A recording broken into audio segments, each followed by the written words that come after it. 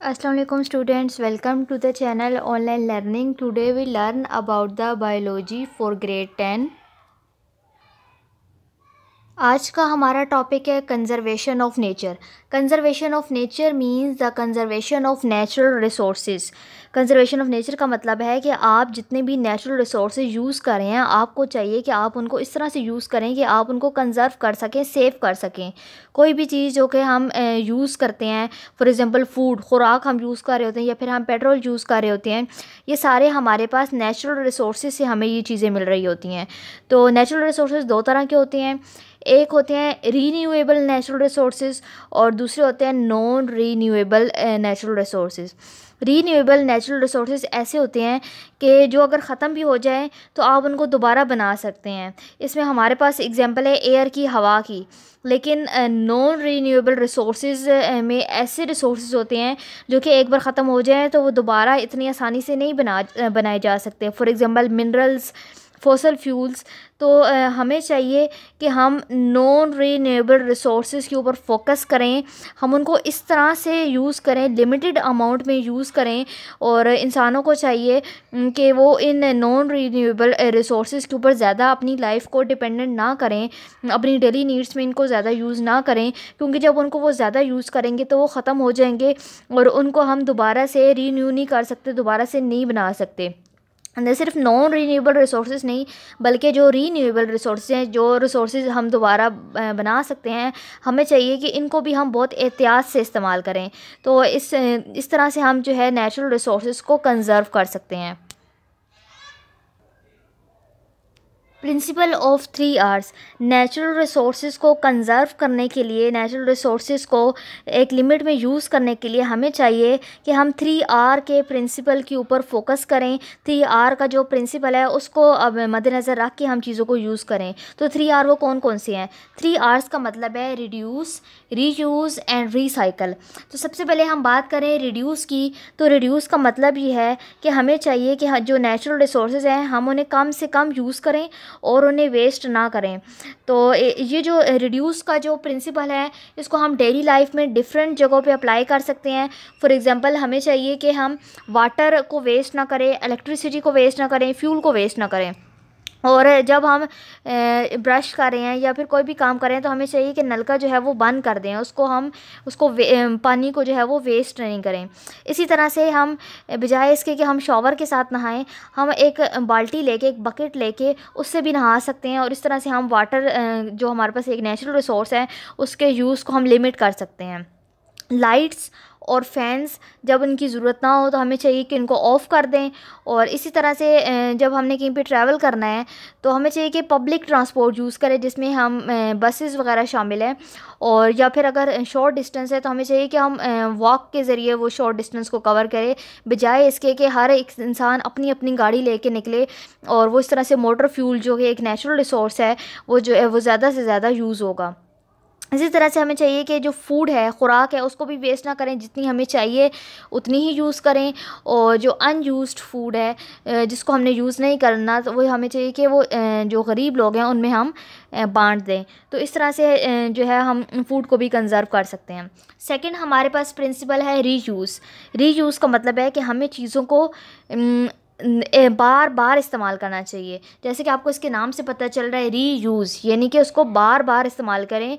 तो हमें चाहिए कि जो मटेरियल्स हैं जिनको हम फेंक देते हैं, फॉर एग्जांपल ग्लास कंटेनर्स हैं, प्लास्टिक बैग्स हैं, पेपर है या क्लॉथ है, कोई भी चीज़ है, तो हमें इनको दोबारा से घरों के अंदर डोमेस्टिक लेवल पे, बजाय इसके कि हम इसको फेंक दें, हम इन्हें डोमेस्टिक लेवल पे इन्हें दोबारा से किसी न किसी जगह पे यूज़ कर सकते हैं. तो जब हम इन्हें दोबारा से यूज़ कर लेंगे और फेंकेंगे नहीं, तो इस तरह से जो सॉलिड वेस्ट की जो पोल्यूशन है वो भी कम हो जाएगी. थर्ड हमारे पास प्रिंसिपल है रीसाइकल. रीसाइकिल का मतलब है कि कुछ मटेरियल्स ऐसे होते हैं, फॉर एग्जांपल पेपर हो गया, प्लास्टिक, ग्लास, उनको हम रीसाइकिल करके उनसे दोबारा से कोई और चीज़ बना सकते हैं. तो इस तरह से जो वेस्ट का जो वॉल्यूम है वो भी कम हो जाएगा और नेचुरल रिसोर्सेज को भी हम कंज़र्व कर सकते हैं. अगर आप 1 टन ऑफ पेपर को रीसाइकिल करें तो आप जो है वो 17 ट्रीज़ को सेव कर सकते हैं, सिर्फ 1 टन पेपर के ज़रिए. थ्री आर्स के अलावा हमारे पास एक और भी प्रिंसिपल है जिसके हम ऊपर हम फोकस कर सकते हैं, वो है रीफॉरेस्ट का। रीफॉरेस्ट का मतलब ये है कि हमें चाहिए कि ज़्यादा से ज़्यादा हम ट्रीज़ को उगाएं, ज़्यादा से ज़्यादा दरख्त लगाएं। तो जब हम दरख्त लगाएंगे तो उससे जो हमारा इन्वायरमेंट है, हम जो माहौल है वो ठंडा होगा, जो एरिया है वो शेडी होगा, साया होगा, और जो ग्रीनरी है उसमें भी इजाफा होगा। Plans for the conservation of nature. Plans for the conservation of nature ऐसे प्लान्स होते हैं जिनके ज़रिए हम नेचुरल रिसोर्सेज को कंज़र्व कर सकते हैं। तो पाकिस्तान की जो गवर्नमेंट है उसने डिफरेंट प्रोजेक्ट्स और प्लान्स को लॉन्च किया, जिसमें सबसे पहला जो हमारे पास प्रोजेक्ट है वो है Pakistan developed and the national conservation strategy. तो 1992 में ये पाकिस्तान ने नेशनल कंज़र्वेशन स्ट्रेटजी को डेवलप किया। इस स्ट्रेटजी का जो मेन ऑब्जेक्टिव था वो ये था कि नेचुरल रिसोर्सेज को हम किस तरह से कंज़र्व करें और किस तरह से इन्हें एफिशिएंटली उनको यूज़ कर सकें। तो इसमें वो सारी पॉलिसी शामिल थी जिनके ज़रिए हम नेचुरल रिसोर्सेज को, एनर्जी के रिसोर्सेज को कंज़र्व कर सकते हैं। पाकिस्तान ने जो सेकंड प्लान जो बनाया वो था national drinking water and sanitation policy. Federal ministry of environment ने ये प्रोजेक्ट बनाया और इस प्रोजेक्ट ने फोकस किया कि किस तरह से हम साफ़ पीने का पानी जो है वो पूरी पॉपुलेशन तक पहुंचा सकें और इस वाटर को कंज़र्व कर सकें, मींस कि इसको सेव कर सकें।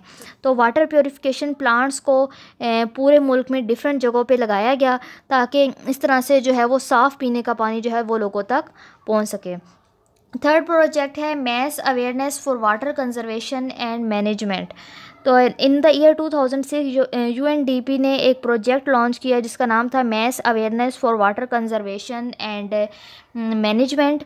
और इस प्रोजेक्ट का जो मेन ऑब्जेक्टिव था वो ये था कि किस तरह से एक कैंपेन चलाई जाए और जिसके ज़रिए लोगों को आगाह किया जाए कि वो किस तरह से वाटर के रिसोर्सेज को, वाटर को किस तरह से कंजर्व कर सकते हैं पाकिस्तान के अंदर।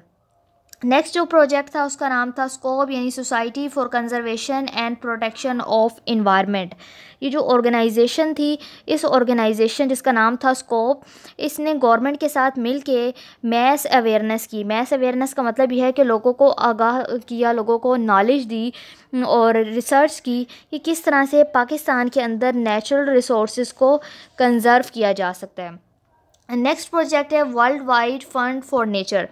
World wide fund for nature जिसको हम WWF के नाम से भी जानते हैं, इसका पुराना नाम था वर्ल्ड वाइल्ड लाइफ फंड और अब इसका जो नाम है वो है world wide fund for nature.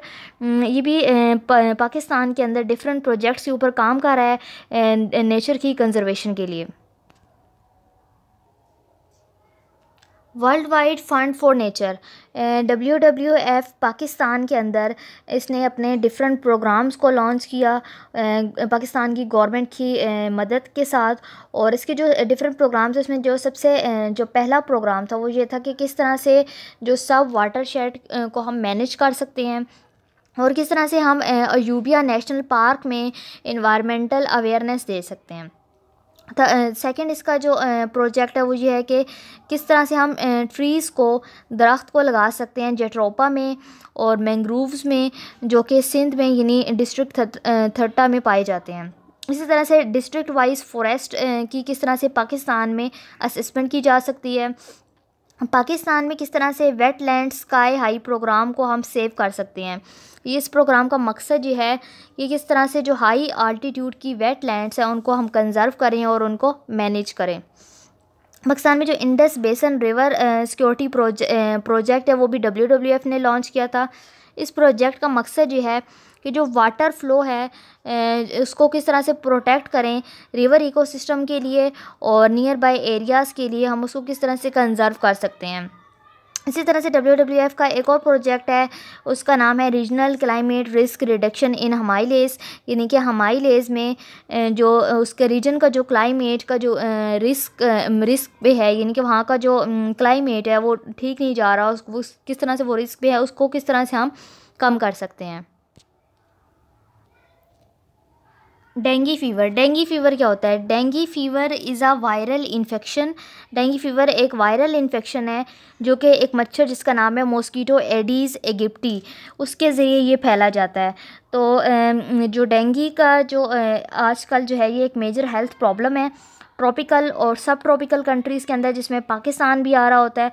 और डेंगी वायरस की 4 तरह की टाइप्स होती हैं।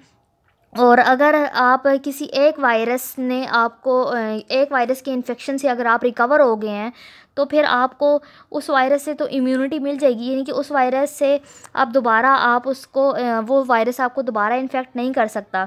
लेकिन बाकी की जो 3 टाइप्स हैं, यानी कि इस डेंगू की जो बाकी की जो 3 टाइप्स हैं उससे आपको इम्यूनिटी नहीं मिलती।